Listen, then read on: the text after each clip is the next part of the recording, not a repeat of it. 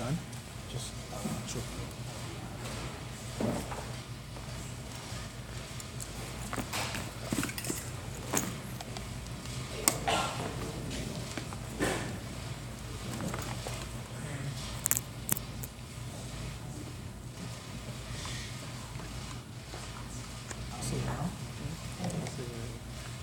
خلاص خلينا بس الآن مفتوح ولا؟ ايوه مفتوح منشور المايك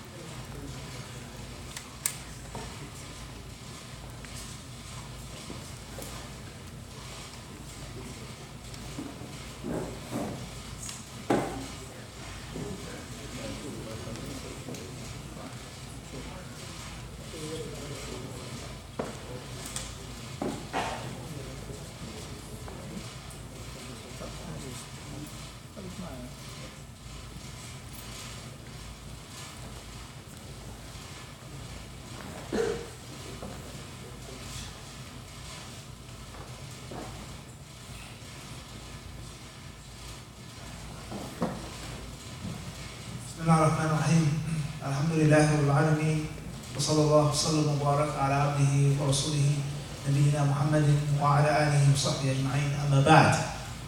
Before cracking into the actual topic and subject, the importance of being a student of knowledge, we have to understand something that's vital, and that is the student of knowledge and his vertebrae, the backbone of the student of knowledge, the central nervous system of the talib al-ilm is a word called sabr, patience. Everything about seeking knowledge, teaching knowledge, spreading knowledge, from the beginning to the end. When you're a learner until you become a master. You have a student and an apprentice, someone learning beneath you. When you're all the way at the top, all the way at the beginning, you must have sabr. Perhaps this is the secret why Abdullah ibn Umar radiallahu ta'ala anhuma said, قُلْ لِطَالِبِ الْعِلْمِ خُذْ نَعْلَيْنِ مِنْ حَدِيدٍ. He said, tell the knowledge seeker to buy a pair of iron sandals. The first day that you go out to be a talib al-ilm, you need a pair of sandals, not leather, not glass, not wooden, not made from straw. He says, min hadid, from iron. Something that's not going to break or rust. Something that's heavy and weighty. In other words, you're going to need a lot of sabr in your life. A lot of sacrifice in your life. And when you have this concept in your head, you can master anything. You can do anything with sabr. And that's why Allah tells us in the Quran Kareem, when speaking on battle and fighting the mushrikeen on the battlefield, Allah tells us is that even though you're grossly outnumbered, there's double, triple, the mushrikun are more than you. If there are those who have sabr, then it will be a greater, stronger force. Allah mentioned this in two surahs, Surah Al-Anfal and Surah Al-Baqarah. Allah talks about patience at the time of fighting. كَمْ مِنْ فِيَةٍ قَلِيلَةٍ غَلَبَتْ فِيَةٍ. Allah says, how many small forces have defeated bigger, larger forces? Bi-idhnillah. By the permission of Allah, Wallahu ma'amin sabirin. Allah is with the patient. So seeking knowledge is one of the greatest struggles that you have to go through. And you cannot go through that struggle, you cannot become victorious and triumphant unless you have sabr, and more sabr. Me, myself, I'm not just speaking to you and addressing you and lecturing you. I have to have sabr. I have to have patience. He has to have a lot of patience. And we all have to have sabr. That's the beginning and the end. So just food for thought, by the next time, ta'ala. When we start talking about dawah trips, visiting, traveling, wallahi, if you knew the things that go on, if you knew the behind the scenes drama, if you knew the logistical planning, if you knew how many times he called me and texted me, the schedule, the sheikh, the ticket, keda, you wouldn't say, wow, all this goes into a 3-day conference, a 2-day conference? If you knew the struggles and sacrifices that are made, we got 2 airplanes to come out here, 2 planes, time zones, airport, security, this, that, baggage, luggage, all, I don't want to scare you. So there's a lot of sabr that's needed when we start talking about anything in life, but especially knowledge. And as we said, if you can be victorious on the battlefield, then you can do anything else in life. If you can have the patience to learn, to listen, to benefit, then you can have the patience to be a doctor, an engineer, a lawyer, an architect, a pediatrician, a psychologist, so on and so forth. So keep this on your mind, brothers and sisters. Sabr is the vertebrae, it's the backbone of the Muslim, let alone of the student of knowledge, male or female. Don't ever forget that. And those who are most successful are those who have the most sabr. Many of you, alhamdulillah, I'm looking at you now, and we go to most of the masjids. What are they wearing? What do they have on? Tell me what type of shoes they got. Golf shoes, hockey cleats, football cleats, baseball cleats, business shoes, dress shoes. What are they wearing? Most of these are wearing what? No, on their feet. Iron sandals. What do they have on? Basketball shoes. And not just basketball shoes, but many of you have basketball socks on. Is this not the case? These socks, basketball socks or not? Your green socks, basketball socks? Not really? I think they are. Out with him, what's important is many of the Muslim youth under their thobes, under those thobes, those Muslims that do wear thobes, they have on basketball shorts and the high socks and the fancy new expensive sneakers. So when we talk about basketball, why do you think this famous player is a champion and an MVP? How do you think he shoots three-pointers like he blinks his eye? How do you think he wins this ring and that ring? How do you think he does this except through what? Patience. And that which makes him different than the guy on the bench. That's what makes the three-peat, the back-to-back MVP, the champion, rookie of the year, that's what makes him better than the other guy, because he has sabr. You don't think he gets elbowed and kneed and kicked? You don't think he has a flu, he's sick, his family, his wife, his children, and coach, other people? But he puts all of that stuff outside of his mind. And he can't do that unless he has a great deal of sabr. So anything that you do in life, you need what? Sabr, let alone seeking ilm. Everybody understand this? That's a topic in itself. That's a whole lecture just in itself. On sabr to the Muslim, and sabr to the student of knowledge, and also sabr to the basketball player. The people that many of our youth look up to, they want to be like. They have what? Sabr. And their sabr isn't for Allah. Their sabr isn't for rewards. Their sabr is for worldly gain. Whether it's bad, whether it's good, whether it's positive, or it's negative. Khayr, inshallah. As far as the topic that was selected, then it is the importance of being a student of knowledge. How do we get to this topic? Why is it so special? Why is it so important? Why should time and energy and effort be sent out and given for being a student of knowledge? I don't want to be a student of knowledge. I go to the duksi, I learn a little Quran, a little Arabic, and that's it. I want to be a doctor.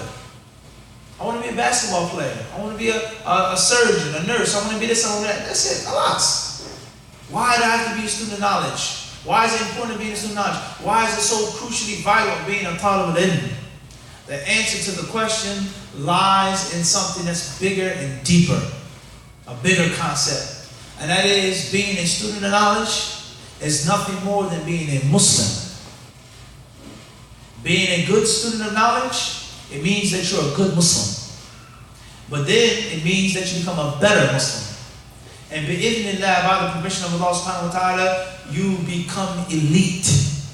And you become from the best of the best. The chosen ones of Allah subhanahu wa ta'ala. Al-Mustafain al-Akhyar. Those whom Allah selects and chooses. So let's talk about the etiquette of being a student of knowledge. What's the first etiquette of being a student of knowledge as well? Patience. Very good. Muslims don't have to be patient? Does every Muslim have to be patient? Or just for students of knowledge? Every Muslim. What's the dalil? What's the proof for that? You know it. You know it. What's the proof that every Muslim has to have patience? And if you don't have patience, then you're going to be destroyed. What's the dalil? He knows. He just hasn't been trained to bring it, to quote it. But he knows the dalil, I'm sure of it. How old are you? 13. You know the dalil. Who knows the dalil? Huh? And Allah is with the patience. that shows the virtue of patience. But that doesn't show us the obligation of sabr. Why you have to be patient. That shows what? The virtue of patience. Inna Allah ma'as-sabirin. Allah is with the patient. But that doesn't teach us why we have to have it. It has to be another verse. Another verse. Think of another verse. Why you have to have sabr. Quickly. Fadl. You had your hand up. Yes. Bismillah. You. Yusuf, you had your hand up. What's the proof? Try again. Don't quit. Don't quit. Try again. What's the proof that you have to have sabr? Huh? There's a dalil in the Quran that we all memorize. That you have to have sabr. Every Muslim, not just a student of knowledge. What's the proof? Tafadhal. Go ahead, Ahi. Surah Al-Asr. Ascent. What does Allah say in Surah Al-Asr? Inna al-insana lafi ish, falah, ribh, fawz. Man will be successful. Nah. Men will go to paradise. Mankind will succeed. Allah says man will be what? Khusr. Except for 1, 2, 3, and the fourth thing is what? Tawasaw bi sabr, ahsant. So Allah tells us is that you can't win. And if you're not winning, that means you're losing. If you don't have a winning season, you have a losing season. If you don't win the championship, then you were kicked out the playoffs. You didn't win, you lost. Allah says you cannot be a winner unless you have sabr. So a student of knowledge having sabr is no different than a Muslim having what? Sabr. The next etiquette of student knowledge is what? Quick. What do we read in the books? How to be a student of knowledge. What do you hear when you start talking about ilm, knowledge? Shaykh, fulan, imam, fulan, hafid, fulan. Any other etiquettes? No other etiquettes. Tafadhal. We said patience. There has to be another one now. What else? Can I give you one? What about sincerity? Which is the first hadith in 40 hadith in Nawawi. And these are based off of intentions. They say you have to be sincere when you seek knowledge. Don't seek knowledge for people. Don't seek knowledge for money. Don't seek knowledge to get a wife, to get a husband. Don't seek knowledge to get status. Seek knowledge from the face of Allah. Is this specific to a student of knowledge, or every single Muslim has to have sincerity? Which are the two? Every single Muslim has to be sincere. It's not just for the sheikh of the masjid. What's the dalil? What's the proof? That everybody has to have niyyah, has to have proper niyyah. We gave you that already, something else. Or I only accept from the Quran. You get into arguments that I only take from the Quran. No hadiths. What's the proof that you have to have sincerity from the Quran? It's a surah that everyone memorizes. It's an ayah that you all know. وَمَا أُمِرُوا إِلَّا إيش؟ مُشْرِكِينَ بِهِ مُخْلِصِينَ لَهُ حُنَفَاءَ. Allah says, and the only thing that they were ordered to do, that's it, was to worship Allah subhanahu wa ta'ala, to have sincerity. مُخْلِصِينَ لَهُ الدِّينِ. When I speak, when I talk, when I pray, when I fast, it's for Allah. قُلْ إِنَّ صَلَاتِي وَنُسُكِي وَمَحْيَايَ وَمَمَاتِي لِمَنْ لا شريك له وبذلك أمرت وأنا أول المسلمين. So that's the second etiquette according to us here today is niyyah. You can't seek knowledge for dunya. You can't seek knowledge for the people to clap their hands and say, MashaAllah, tabarakallah, Ya salam, talib ilm, khirij, hafid fulan. He knows these qira'at. He's this and he's that. You can't do that. If you do, you're going to be punished. Type number 3. The third etiquette of the student of knowledge is what? Quickly. Anybody else? No other idea of seeking ilm. Patience and sincerity, that's it. Nobody else? Sacrifice. Good. Don't be afraid. Don't be scared. Raise your hand. It's okay. We want you to participate. It's to do what? It's to sacrifice. How does a student of knowledge have to sacrifice? Okay. You don't have to give a big long, what do you think? How do you think a student of knowledge has to sacrifice? Just think about it. His time. Or what else? He may have to leave his family, his wife, his children, his mother, his father, to a far distant land, just to learn. What else? His money, he has to spend. Imam Malik, rahimahullah, they said he sold the house, the roof to his house. He sold it. He didn't have a roof on his house because he needed more funding to seek hadith. Everybody understand this? Can you imagine living in a house with no roof in Minnesota? You would freeze to death, right? Huh? Tayyib. Does a Muslim have to sacrifice, or is just specifically talib al-ilm? Yes or no? Muslims, the average Muslim, does he have to sacrifice? Does she have to sacrifice, or is it only for a student of knowledge? Which of the two? Huh? All Muslims have to sacrifice. Tayyib. What's my next question? Huh? What's my next question? Who knows my next question? I said, what's the dalil? What's the proof that every Muslim has to sacrifice? Let's take a hadith that proves every single Muslim must give some type of sacrifice, not just a student of knowledge. The Prophet ﷺ, he tells us what? What does he say about the world of this life, or the life of this world? He says what? He says the dunya is what? Sijnul mu'min, ascent. It's the jail of the believer. The student of knowledge or the what? Believer. Every Muslim is in a jail cell in this dunya. Certain things you can't eat, certain things you can't drink, certain clothes you cannot wear, certain places you cannot go, certain relationships you cannot have, certain money you cannot make. Everybody understand this? So there's a what? There's a sacrifice that every single Muslim must make. I said, I don't want this. What is this tea? What are these cookies? What is this water? I don't drink this kind of water. Aquafina. What is this? But if I wish to give knowledge and teach, I have to make a what? Sacrifice. I'm thirsty in this right now. We'll do it, guys. Just don't worry. It's a joke. Right? It's not a joke, but it's a hypothetical display. Everybody clear on this? So we mentioned 3 etiquettes of a talib al-ilm. Or, excuse me, I didn't mention, you mentioned.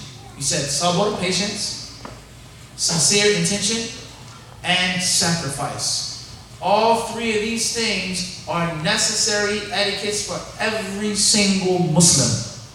Whether he's memorized Juz Amma, or whether he's memorized all 30 ajza of the Quran. Whether he knows Qul Huwallahu Ahad, Qul A'udhu bi Rabbil Falaq, Qul A'udhu bi Rabbin Nas, or whether he's memorized the 7 longest surahs in the Quran. Every talib al-ilm and every Muslim must have these 3 characteristics. And all other things go in as well. So therefore, we understand the importance of being a student of knowledge is nothing but a reflection of the importance of being what? Muslim. Everybody understands? Can we agree on this or not? We agree or we don't agree? Agree? Agree or not? Agree. We agree or we don't agree? Right. So being a student of knowledge is so important because being a Muslim is so important. At Talib al-Ilm, I give you an etiquette, is a student of knowledge has to be humble. He has to humble himself for Allah, first and foremost. He has to humble his own ego. You may go to a place and somebody may disrespect you. Somebody may look down upon you. Someone may mistreat you, may berate you. If you want that knowledge from that sheikh, that imam, that mu'allim, you have to do what? Humble yourself. But the ego says, don't talk to me like that. No one talks to me like that. No one speaks to me like that. No one disrespects me like that. But you can't say that if you want that ijazah from the sheikh. Is this not the case? Is the what? You have to humble yourself. And then you have to humble yourself for your teacher, for your colleagues. You have to humble yourself. And every Muslim as well has to do what? Humble himself. So when we start talking about talib al-ilm, student of knowledge, oftentimes people, they think that this is some weird, special, exotic thing on a far-off island. But in actuality, being a student of knowledge is nothing more than being a thorough Muslim. Being a good Muslim. Muslims can't lie, students of knowledge cannot lie. Muslims are not to be greedy for the dunya. A talib al-ilm is not to be greedy for the dunya. A student of knowledge should not blindly follow. He should not be a sheep or goat or cow. The shepherd says right, he goes right, left, left. And the Muslim as well is not to worship Allah upon ignorance, upon following what the next man says. So being a student of knowledge is so important because Islam is so important. Inna Dina and Allah Islam. The religion that Allah loves, that Allah will accept, that Allah considers. The religion that Allah subhanahu wa ta'ala has chosen is not Christianity or Judaism. It's not Buddhism or Hinduism. It's not this. It's only Islam. وَمَنْ يَبْتَغِي غَيْرَ الْإِسْلَامِ دِينًا سَيُقْبَلُ مِنْهُ فَلَنْ يُقْبَلَ مِنْهُ. It would not be accepted from him. So being a talib al-ilm means perfecting your religion, perfecting your Islam. That's what a student of knowledge is, a true student of knowledge. So these things, they show us why it is so important. Everybody understand this? You cannot be a good Muslim unless you have knowledge. And once you get a taste of knowledge, hopefully, inshallah, you'll fall in love with it.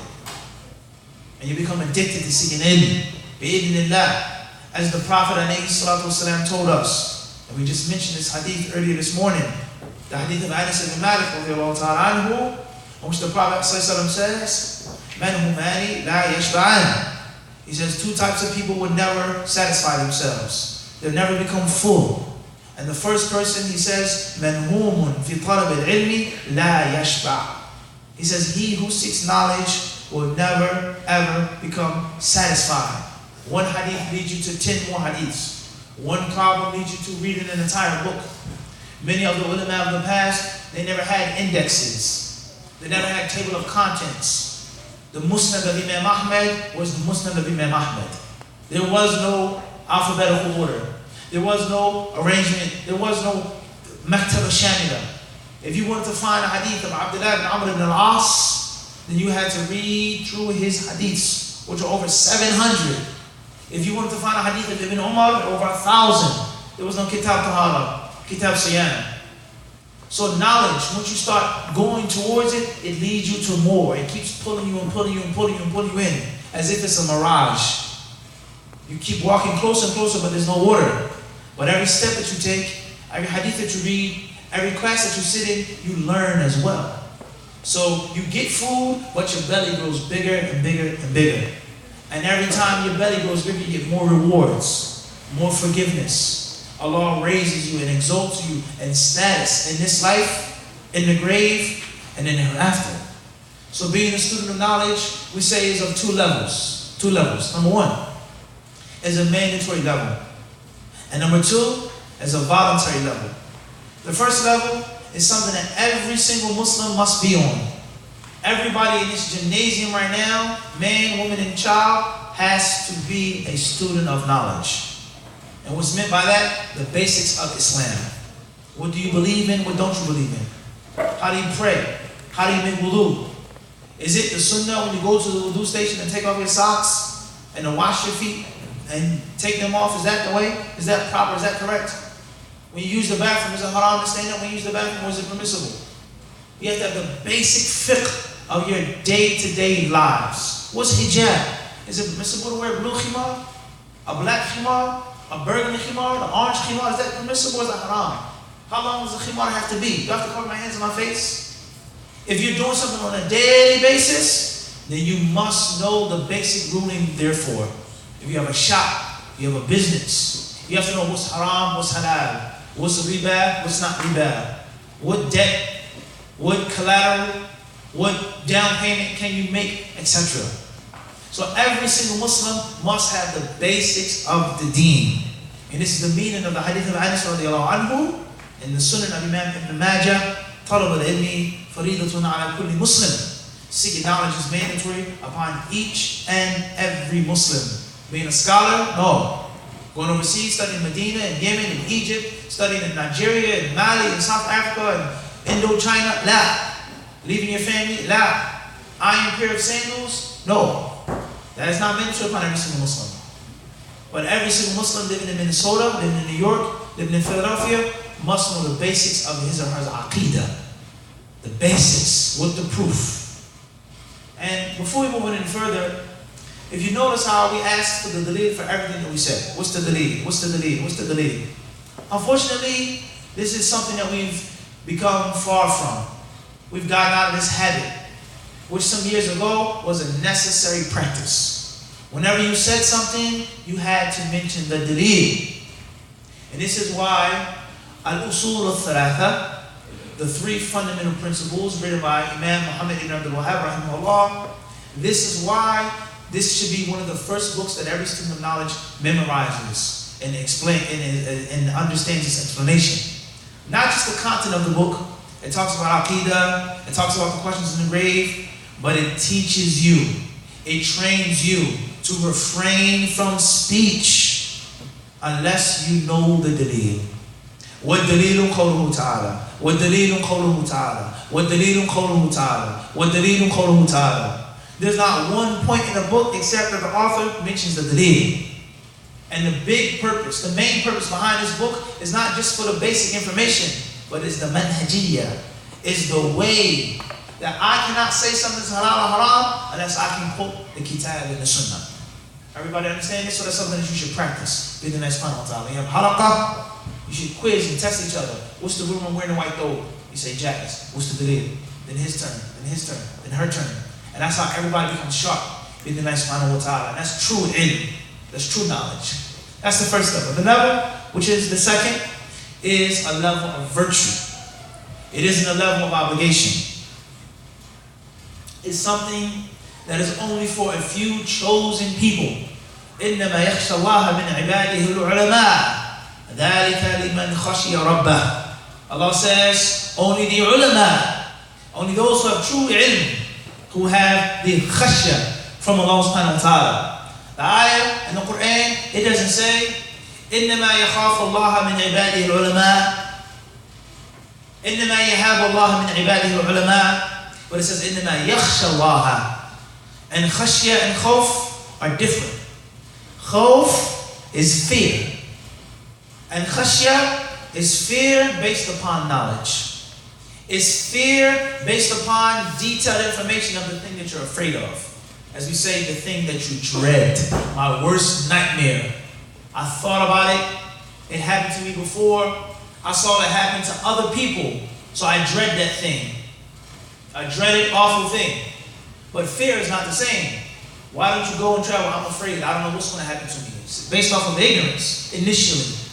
Even though khawf is mentioned pertaining to Allah subhanahu wa ta'ala as well. But this ayah says, يَخْشَى اللَّهَ. So therefore, no one has true fear of Allah unless he has a great deal of knowledge. And that's not for every single Muslim. That's only for a few chosen, selected slaves, the elite, the best of the best. And that's why it isn't mandatory upon every single Muslim to do.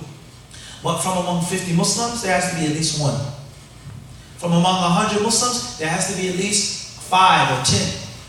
And this is the meaning of the Prophet ﷺ statement, من سلك طريقا يطلب فيه علما أو يلتمس فيه علما سلك الله به طريقا إلى الجنة. كما قال عليه الصلاة والسلام. Hadith Abi Hurairah Sahih Muslim. He who treads a path in which he seeks knowledge, Allah will put him on a path that takes him to paradise. And that is in the case of every single Muslim. Just stop and think about this now, a virtue. Everything that you do is a reward. Every place that you go, somebody's making dua for you. They're praying for you. You go to a masjid, you go to a center, you go to a state, to a country, and by Allah's permission, you change someone's life. You touch someone by Allah's permission. Imagine this lifestyle. Do you think a student now is going to be depressed? You think a student now is going to be worried and afraid? You think he's going to be down and out? You think a student now is going to live in misery? And he has how many Muslims making dua for him? He came and he taught us something. He gave us a fatwa. He explained something else. He led the salah. He gave the khutbah. The student of knowledge never ever loses. Everything that he does is a reward. And for this reason, many of the ulama, they said that when a talib al-ilm sleeps at night, he gets rewards. You sleep and you get ajr. You're snoring, slobbering, sleeping. And Allah puts good deeds on your scale. You eat, you get reward. You travel, you get reward. You get held up, you get a reward. This isn't for every single Muslim. This is only for those whom Allah chooses and selects. So this level of seeking ilm is not just to learn the basics, not just to master the basics, but now you have to go on and conquer and tackle the other things as well. I've learned the basics of my aqidah, now I learn the other things of the aqidah that every Muslim doesn't have to know about. I learned the basics of fiqh, and now I learned the other views, the other opinions, the dalil. I've studied for the hadith al-Nawawi, Bulugh al-Maram, now I want to memorize Sahih Bukhari. Now I want to memorize Sahih Muslim. Now I want to read Musnad Imam Ahmad for 3 hours out of every single day. Now I want to go and learn the expert, detailed knowledge in science. That is only something that is mandatory upon those who have the following characteristics. Number one, you have the ability, the physical ability. Number two, you have the intelligence. Allah has blessed you with the mind power. Number three, your schedule is open and free. Number four, no one else is doing it. I live in a community, a center, a village in which everybody's ignorant. Me, I must go out and seek the extra knowledge. I must be the talib al-ilm. I must be the imam. I must be the mufti. And it's haram for me to say, well, I just want to be a normal, everyday 9 to 5 Muslim. Because the whole village is 9 to 5 Muslims. Everybody understand this? So it's mandatory. Only Allah knows. It could be haram, akhi, for you to want to be a doctor. Could be. It could be unlawful for you to want to be a doctor, you don't want to be this and that. Because you're young, you're talented, you have an ability, something Allah has given you that He hasn't given others. So being a student of knowledge is mandatory for every Muslim to do what? To learn what? Sahih Bukhari? Jazariya? What? Basics such as what? Quickly, what are the basics? What are the basics of Islam? Now, the basic things to know about. Basic piece of information like what? Allah subhanahu wa ta'ala. Every Muslim knows Allah's names and attributes. All of Allah's names, no one knows of course, but the 99 names, all of the names used in the Quran, every Muslim doesn't know that. Every Muslim doesn't know that Allah's name from Allah's name is Al-Muhsin. Is Allah's name Al-Hadi. Is Allah's name Al-Hafid. Every Muslim doesn't know this argument in this detailed discussion. But every Muslim has to know that Allah has names. وَلِلَّهِ الْأَسْمَاءُ الْحُسْنَى فَادْعُوهُ بِهَا وَذَرُوا الَّذِينَ يُلْحِدُونَ فِي أَسْمَائِهِ. Every Muslim has to know the basics of Allah subhanahu wa ta'ala. ثُمَّ اسْتَوَى عَلَى الْعَرْشِ. Allah speaks, Allah loves, Allah hates. Allah is above all of His creation. Every Muslim must know these basic points of Aqidah. There's questioning in the grave. There are angels. There are jinn. There's ba'ath, there's resurrection, there's qadr. The basics. But every Muslim doesn't have to know every detail in and out of the arguments of these points. Now, salah, such as what? What's the basics of salah? That every single Muslim must know. Takbir, ascent, what else? Surah al-Fatiha, or what else? What about wudu? What are the mandatory things of wudu? Miswak. Saying Bismillah 3 times, wiping past your elbows, wiping to your calves. Every Muslim doesn't have to know this. Every Muslim doesn't have to practice this. But every single Muslim must know the basic way of making wudu correctly. And if you don't, you have no salah, wahakada. Hajj, fasting, zakat, you want to get married, you have to know the basics of marriage. What does it mean to be a husband in Islam? What does it mean to be a wife in Islam? Not according to your culture, but according to Allah and His Rasul. And then the second level of ilm is the level of knowledge which is a virtue. And some people have to do it, but not all. So if Allah gives you talent and skill and youth and strong bodies, you can't just waste it on basketball. You can't just waste your ability on going and being a doctor or a lawyer. How many lawyers are there? How many doctors are there? Wallahi, there is not a shortage of doctors and lawyers. It is not a shortage on architects and engineers. You go to the hospital is full of people. Everybody understand this? But there's no doubt there's a shortage of ulama. There's a shortage of talabat al-ilm. There's a shortage of fuqaha. Anyone who's made a hajj or umrah, he knows how many Muslims are on hajj and umrah. And how a woman will run and cry and barely grab and hug the mufti of the tent when he gives her a fatwa. No, your hajj is valid.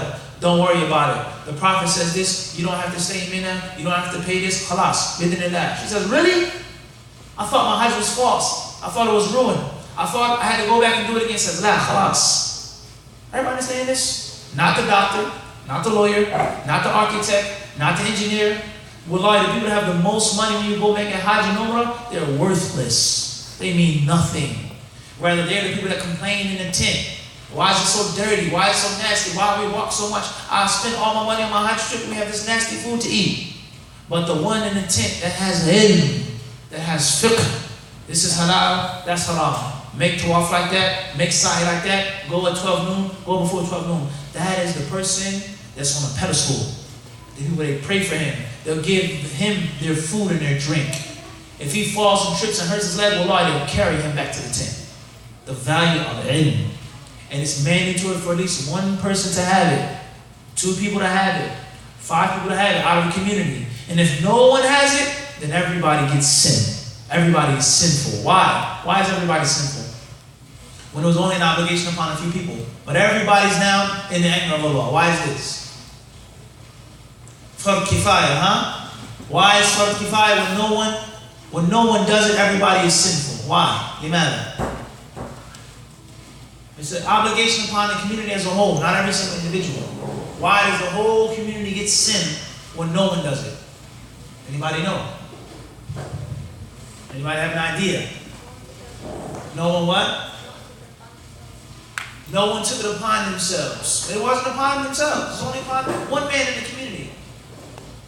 He didn't do it. Nobody did it. Why does everybody get sin? Anybody know? We say they get sin because just because they didn't have to do it doesn't mean that they can keep silent about it.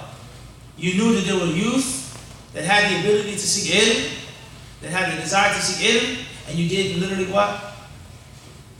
Push them. Go overseas. What do you need? What money do you need? Khalas. Don't worry about money. Go and study. Or he comes back to us, he's learned, he studies in Riyadh, he doesn't do any classes. I see him in the masjid, I don't say anything to him. I don't encourage him. I don't invite him. Ittaqillah ya shaykh, anfiq. Be generous with your ilm. We need your ilm. And the whole community, they keep silent. They turn the other way and they let him sit and relax and live a normal life. Everybody gets sin. Because they did not encourage and force him to do the fard. Everybody understand this? This is fard kifaya. If no one does it, everyone gets what? Gets sin. Fard ayn is something that every single Muslim has to do. Fard kifaya is only one Muslim from his gymnasium. And if we don't say, the man that has the ability to get us out, go open up the door, it's a fire. He's the only locksmith in the place. We just sit back and allow him to panic and run around, then we're all what? Everybody understand this? So this is the concept of seeking ilm, being a student of knowledge. It's 2 levels. We mentioned a few verses from the Quran, just a few ahadith of the Prophet ﷺ with regards to the virtue and the excellence of both levels. The basic mandatory level and the advanced supererogatory level. Bid'illah subhanahu wa ta'ala, let's leave some time for maybe some of the brothers would like to add some things. So maybe something that you want to say. Bid'illah, the floor is open. And if not, at least a question or 2 or 3 or 4. And Allah subhanahu wa ta'ala surely knows best. Thank you for your time, for your attention, for your respect, and for your patience. Wa jazakum Allahu khairan.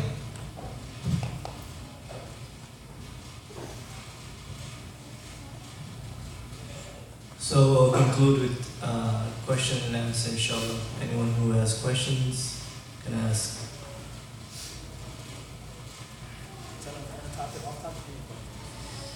Inshallah, anything on the topic that the Sheikh has just discussed, or anything that's off topic, any concerns, questions, the floor is open for question and answering also.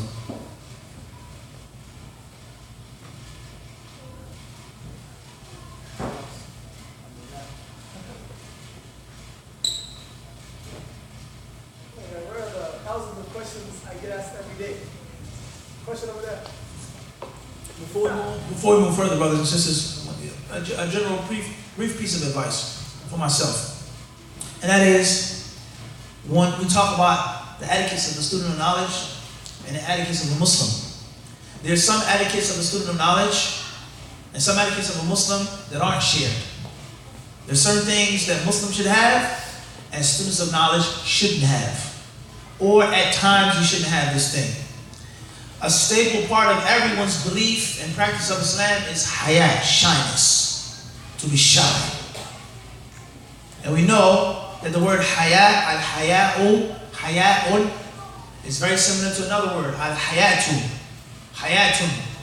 Ibn al-Qayyim rahimahullah, he says, there lies no doubt that the two terms are connected. Haya and hayat, life and shyness, they go like brown on rice, hand in hand. He said, however, we don't know which of the two terms comes first. In other words, pay close to this thing. He says, we don't know whether the word life is taken from the word hayat, shyness, or whether shyness comes from the word life. And either of the two is major. Pay close attention. Which one is the egg and which one is the chicken?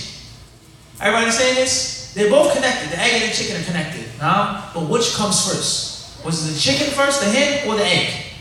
If you say that hayat came first, and then there was hayat, life is taken from shyness. That shows you the supreme virtue of shyness. And if you say there's hayat, life, and then came hayat, shyness, then it also shows you a major virtue of shyness, where it's connected to what? To life. In other words, you have no shyness, you have no life. Spiritual life, you're dead if you have no shyness. You have no shyness, do whatever you please. Everybody understand this? The Prophet ﷺ, he said that Iman has over 60 branches, over 60 chambers, over 60 levels. He says, فَعَلَاهَا قَوْلُ لَا إِلَهَ إِلَّا اللَّهِ. The highest of them is the statement of La ilaha illallah. وَأَدْنَاهَا إِمَاتَةُ الْأَذَى عَنِ الطَّرِيقِ. And the lowest of them is removing harmful matter from the road. وَالْحَيَاءُ شُعْبَةٌ مِنَ الْإِيمَانِ. And shyness is a part of Iman. What does this hadith mean? The people of knowledge, they say, the Prophet ﷺ, he mentioned the highest level and the lowest level. Khalas. Why mention shyness? Why is shyness a part of Iman? He says, because to show you is that every branch of faith is connected to shyness. Why do you make salah on time? Except because you're shy of Allah seeing you and you're not praying. Why do you worship Allah except for shyness? For Allah to resurrect you and ask you, didn't I create you? Didn't I give you food and drink, ears and eyes? And you didn't thank me? The Muslim is too shy to meet Allah like this. So everything that you do in the deen is based off of what? Hayat, shyness. This is from the secrets of this hadith. Moving forward, there's a time in which you shouldn't be shy. And that is when you seek your ilm. Umar radiallahu ta'ala anhu, he said, or is quoted to have said, Man raqqa wajhu, raqqa ilmuh. He says, he whose face is too soft and tender, his knowledge will be soft and tender. In other words, I'm too shy to look at you. I'm too shy to ask a question. I'm too embarrassed that your knowledge is going to be raqiq. It's going to be like this. Thin, paper plate. It's not going to be of no substance. So from the times in which you shouldn't have shyness is when it's time to ask a question. I'm embarrassed. They want to laugh at me. They want to make fun of me. They want to think I'm stupid.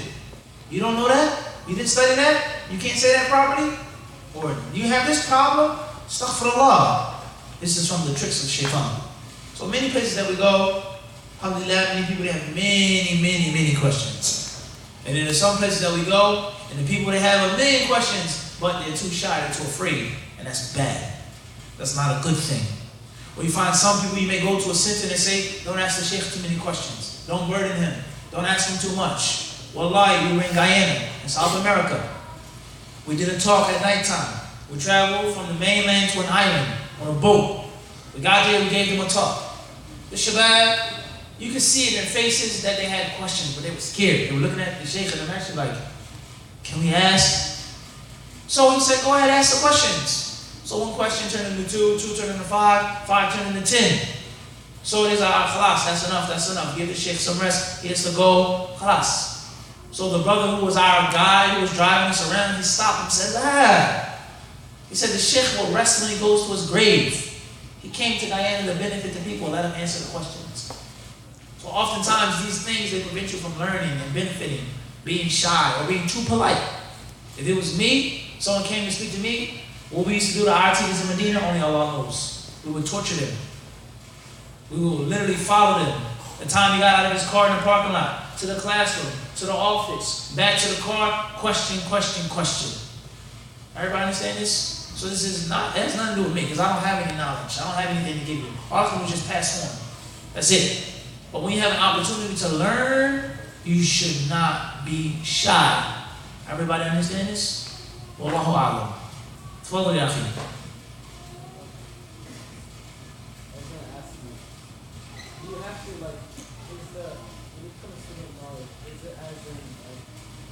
Stuff and you can pass it on to the next generation, or it gets passed down to you, and it's not like it's a little knowledge, but it's still, We say both.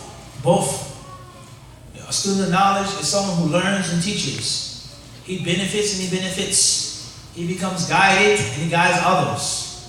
He learns, he gives, he teaches. It's a 1-2 punch. Everything that you learn, you have to give something, like money. How much money you got in your pocket? Got any money in your pocket? No money in your pocket. Tell you. How much money you got in your pocket? Got any money? How much money you got in your pocket, Sheikh? Show us. Don't be shy. $5. Tell you. Hold it up for everybody to see. $5. Everybody see that's $5. Everybody clear on this? How many dollars? 5. In this land, what does he have to do with that money? In general. What's it called? Huh? Zakat. Sadaqah is charity. Zakat is the tax. How much money do you have to get out of that $5 bill? All of the $5? Let's say hypothetically, a penny, for example, 5 cents, 10 cents. There's some percentage of that wealth that has to go to the next man and the next woman. Everybody understand this? Not all is money, but some of it. And the same applies to knowledge. There is a zakat that must be paid on ilm. And if you don't pay zakat on your ilm, Allah will punish you. So you memorize 100 hadiths, 1,000 hadiths, you study overseas. When you come back, you don't have to teach 24/7, 25/8, but there has to be a percentage of the time that you give to the people. There has to be a percentage of your energy you give to the people. There has to be a percentage of the knowledge that Allah has stored in your heart and your head that you have to offer for what? Balash, as we say, free. So therefore, whether you have a little or a lot, you have to give. Someone who has $1 million is considered wealthy. $1 million in the bank. Not $1 million that he has to spend, he has to buy something. $1 million sitting in the bank. Not his food, not his drink, his car. It's $1 million just sitting there. That's a lot of money. But then you meet someone that has $1 billion. Is that a lot of money? It's nothing. Rather, a multi-millionaire will laugh at him. $1 million is nothing. Still a peasant. That's a trifle. And the same applies to ilm. You may think, I don't have a lot of knowledge. I don't have any knowledge, so I can't give anything. This sheikh, this imam, fulan. You don't look at these people. We look at people that are beneath you. $5 to some people is a lot of money. And to other people is what? Nothing. So whatever amount of knowledge that you have, there's some type of tax that you have to give on that ilm. Even if it's just steering somebody in the right direction. I can't teach you, but I can tell you where to go to learn. What happened? So you learn, you teach. You teach and you learn. You benefit. Any other questions?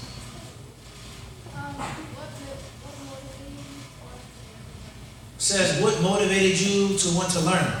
I would say, first and foremost, Allah had blessed me. Alhamdulillah.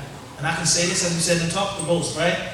About Allah's blessing. Alhamdulillah. Allah put something in my heart. He opened my eyes to want to seek ilm in general, in the hadith of the Prophet ﷺ, and make that more beloved to me than anything else. Alhamdulillah. We thank Allah for that.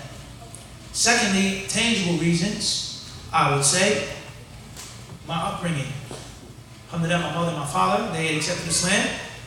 And I can say this, that they were very intelligent people, very intellectual people.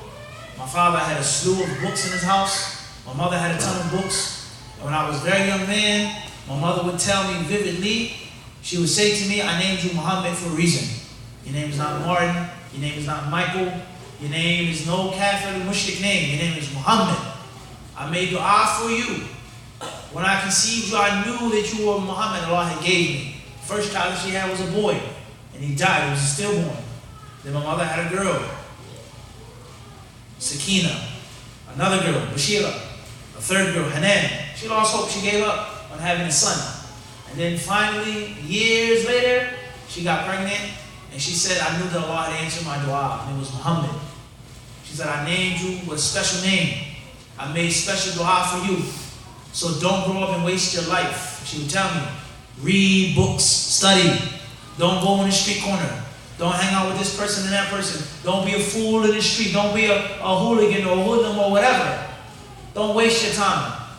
So when I was younger, I was very fond of reading books, of studying. Not Islamic books, not Arabic books, dunya books. When I was young, I wanted to be an environmentalist. That was my goal in life. That's what I wanted to be. Wallahi. Then as some time went on, I got interested in sports. I wanted to be a professional baseball player. I knew I had a promising future. But alhamdulillah, something happened that changed my life. And that Allah subhanahu wa ta'ala allowed me to want to seek ilm. And that was one day, what motivated me to seek ilm, is that I came across some of the books and some of the notes of my father in my house. I started looking at some index cards that he had wrote and written down. We're talking about in the 70s and the 80s. It's rare, scarce for an American to know Arabic, to have traveled overseas. My father, he did. So I came across the notes, not my father directly, but I came across what he left behind. I asked my mother about it. She says, those are your father's notes. He was a scholar, he studied Arabic, he knew this, he knew that, people, they respected him. And something fell into my heart. I don't know what it was. Alhamdulillah, from that day on, the only thing that meant something to me in my life was ilm. Going overseas, studying and learning. And then obviously I met other people from Medina, from Yemen, from Egypt. I met brothers who studied overseas and I became amazed. And that's what drove me to overseas when I was 18 years old. That's what motivated me initially. Wallahu a'lam. That's in brief. We've done many different interviews. People have asked this question all of the time. Inshallah, if you go on YouTube, you can find those interviews that are mentioned in detail. My humble life story. And if you read about other people, you'll find bigger and better things. But to answer the question, that's how I became motivated to seek ilm. Wallahu a'lam. Fadl. If someone is real secure to be a kid of knowledge and in his community there's no one who could teach him anything, all that could be. I can't hear you. If a kid wants to be a kid of knowledge, If you want to be a student of knowledge, and there's no one there to help you, and there's no one there who had the knowledge of helping, what would that kid do? what do you do? We say, this question is totally hypothetical. It doesn't exist. There's always a way out. There's always someone to help you out. There's always a way for you to teach yourself, but you haven't discovered it yet. And the reason why you haven't discovered it yet is because you're not thirsty enough. You're not hungry enough. A person who's in the woods, he's stranded, his plane's crashed. He doesn't have a knife, there's no fire, there's no kitchen, there's no drive-thru, there's no supermarket, there's no refrigerator. He sees animals, he sees birds, he may see some water, some fish. I never fished in my life. And when I do catch the fish, how do I scale the fish? How do I eat the fish? How do I cook the fish? What do I do? That's 30 minutes after he got out the wreckage. Then an hour goes by, another hour goes by, 4 or 5 hours go by, he starts to feel the pains of hunger. He starts to become thirsty. He starts to become exhausted. It starts to get dark. Now things are what? Are drastic. Everybody understand this?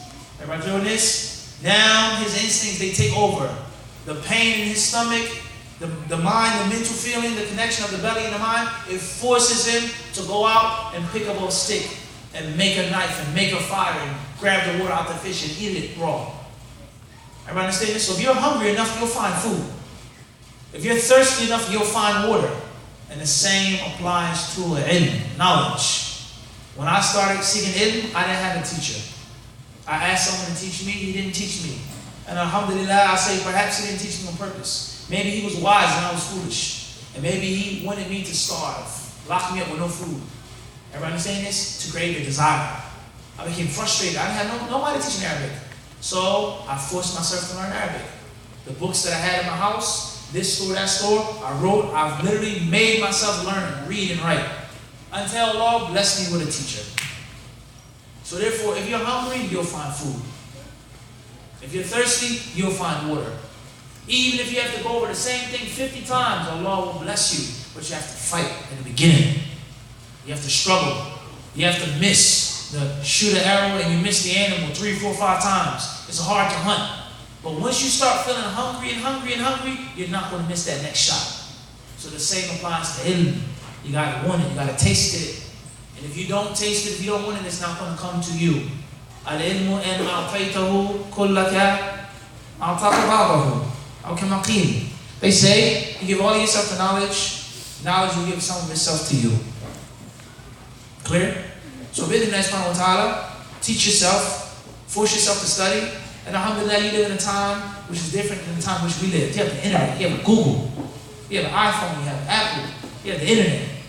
You can go search, listen to lectures, listen to classes. You can be a student of knowledge in your home. As Shaykh al-Uthaymin rahimahullah said, he says a person can listen to cassette tapes and be a real student of knowledge. That was in the time of tapes. What do you think Shaykh al-Uthaymin would have saw if he saw this? 100 and something gigs on a phone in my pocket.